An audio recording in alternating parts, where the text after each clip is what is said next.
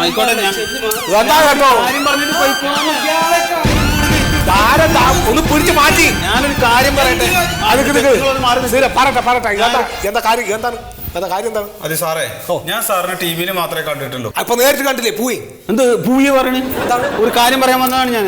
എന്ത് കാര്യമാണ്? സൂട്ട് നടക്കാണ് ഇവിടെ. നിങ്ങളുടെ ടിവിയിലുള്ള ഈ സാധനം ഉണ്ടല്ലോ, ഈ കുന്തം യന്ത്രാണത്. ആ യന്ത്രമൊന്നും വേണ്ട, എനിക്ക് ഈ യന്ത്രം വേണ്ട. ഇത് കഴുത്തിലിട്ടതിന് ശേഷം ആകെ ദുരിതാണ്. ഇത് ആൾക്കാരെ പറ്റിക്കണ സാധനമാണ്.